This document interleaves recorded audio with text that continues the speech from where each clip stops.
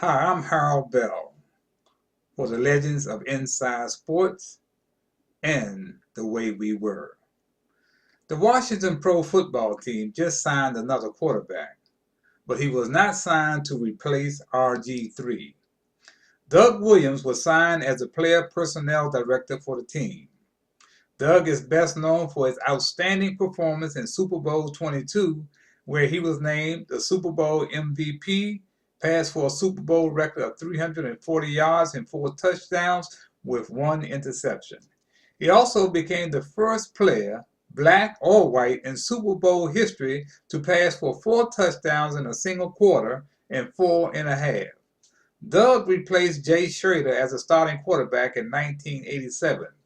The two did not like each other. Schrader had embarrassed and pissed Doug off when he ordered Doug off the field when the coaches thought that Schrader was injured in the 1986 NFC title game. Doug was the first black quarterback to win a Super Bowl. Just think, it took 26 years for another black quarterback to return and win a Super Bowl as Russell Wilson did in 2014. But you can bet it will not be another 26 years before the next black quarterback returns and wins the Super Bowl. The reason? In the 2013 regular season, there were 16 black quarterbacks on NFL rosters, with over half of them starting at one time or another during the season. In December 1987, I was hosting my Inside Sports Media Roundtable.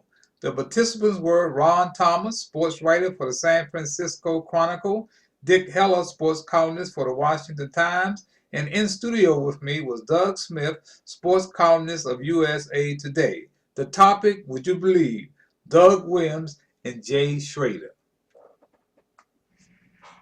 Okay, welcome back to Inside Sports, and I'm your host, Harold Bell. This is the Saturday edition of Inside Sports. We just got through talking to columnist Ron Thomas out there in the San Francisco 49ers. Ron's a sports writer out there and has been covering the 49ers. And it looks like the 49ers are going to be a tough act to beat. And here in the studios with me, I have from USA Today sports writer Doug Smith. Doug, I was just thinking, and I was thinking about the key for the Washington Redskins to beat the 49ers is that they're going to have to get a tremendous effort from the defensive line. They're going to have to rush Montana, blitz them, or whatever it takes, but they're going to have to get a lot of help from of course, Dexter Manley and Charles Manson, defensive end, to rush Montana because there's no, if he sits back in that pocket, we're in bad shape. We are not even going to be in the ball game. Yeah, the teams that Washington had when they went to the Super Bowl were known primarily for their defense. That's when Dexter and the others were extremely agile and mobile, and it's just not the same this year. In Chicago, the main thing they had was the strong defense. The Giants, Taylor, defense. That's been the mark of a Super Bowl team. So right now, that's the reason the 49ers are so heavily favored because they're strong. Defense, and they have a great quarterback in Joe Montana. Well, speaking of quarterbacks, of course, there's been a lot of quarterback controversy here in Washington, D.C., with, of course, Doug Williams and Jay Schroeder. And to my point of view, it has never been a black and white issue to me, even though some people wanted to make it a black and white issue. It's always been, as far as I'm concerned, that Doug Williams was the most talented quarterback they had on the squad. I think the Redskins have made a big mistake, and they don't want to admit they didn't pay the guy $1 million a year, to be their quarterback of the future.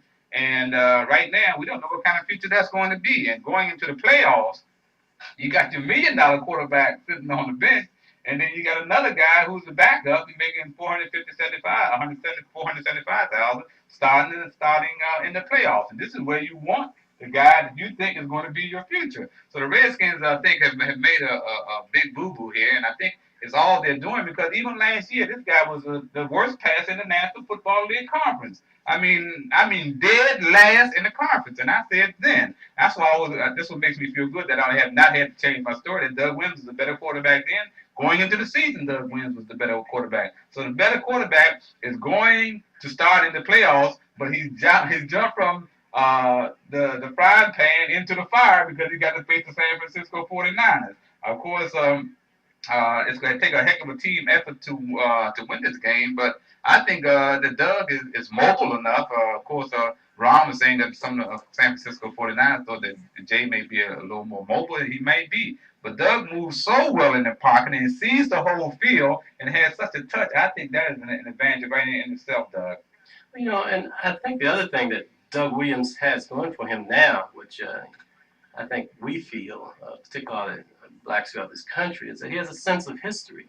He would be the first black quarterback to take a team to the Super Bowl, and he's talked about that. That's very important to him, and those kinds of intangibles could make the difference. However, he may not be able to make the difference this year against San Francisco because they're such a strong team. Mm-hmm. What would we would like to see, at least I would like to see, is for him to have an opportunity to say, for Joe Gibbs to say, hey, you're going to be my quarterback, and have that for a year. Because if he has that opportunity with his age and his experience and that inner desire to break, even in 1987, another color barrier, he's in a position to do that. And I think he's motivated to do that. The number to call is 462-3313. I forgot about the telephone. The number to call is 462-3313. You got a comment or question for me or my guest, or you want to talk about the Redskins. Also, another thing that Doug has going against him, too, is that Bobby Beathard and Jay Schrader are represented by the same agents. So, and that's going to be a heck of a decision on Bobby Beathard's part, too, I can hardly see these two guys coexisting next year in the Redskin camp, especially with the type of little boy mentality that Jay Schrader has. Well, yeah, it's going to be tough. But, you know, you got to remember the situation in which Jay Schrader came into prominence. He got an opportunity when Theismann went down, and he did well. He performed well. So you can't say that he hasn't been able to give the Gibbs the kind of, boost that he needed at that time. So I can see why they're, pretty high on him. But I do think that if, for example, Gibbs were to pick Doug Williams for his quarterback next year, I don't think Jay Schrader would want to stay there, and they would have to do something. Yeah, I think that they would have a better opportunity of moving Jay Schrader than they would Doug. Mm-hmm. Okay, the number to call is 462-3313. Also, I'm gonna play my sports quiz. Who am I? I'm gonna give you a chance to identify these four outstanding, legendary athletes who are all Hall of Famers. And All right. That was Doug Smith in the studio with me in 1987, talking about Doug Williams. Hey, man, against all odds. Do you hear me? That was against all odds what Doug Williams pulled off in the 1988 Super Bowl. How about that? Against all odds. So, when I stopped to think about when Doug arrived in D.C. in 1987, his mentor was a young man by the name of Bob Piper. Bob was an outstanding high school basketball coach here in the D.C. public school system while coaching at Western High School. He had returned to Grambling to take the job as athletic director with the hopes of assisting legendary football coach Eddie Robinson. Bob was leaving D.C. as Doug was arriving. His advice to Doug: I want you to connect with Harold Bell and follow his lead when it comes to the community. He knows all the players. In the meantime, Bob calls me and alerts me that Doug is about to sign a contract with Washington. He also said Doug is a big old country boy, but he's honest and has a great heart. He's a grown man, but I still worry about him being among the many bloodsuckers in D.C. Doug immediately reached out to me and supported my community project, especially my Kids in Trouble annual toy party for elementary school children. He won me over when he donned a Santa Claus suit to give out toys to inner city children at WST Radio. There were other community endeavors he also supported. There were guest appearances on my radio sports talk show, Inside Sports, and there used to be a blues brother by the name of Jimmy Reed. I don't know if y'all remember. You have to be my age to remember Jimmy Reed. He had a hit record titled Bright Lights, Big City. The lyrics spoke volumes. I remember him singing, "Bright lights, big city, had gone to my baby's head." Well, the same could be said of Doug. The one thing I worried about Doug was the drug boys getting his attention. There was very little or anything I could do about the pretty women and their methods and means of trapping a man. I had to call Doug out on the airways several times, telling him not to forget who he was and where he came from.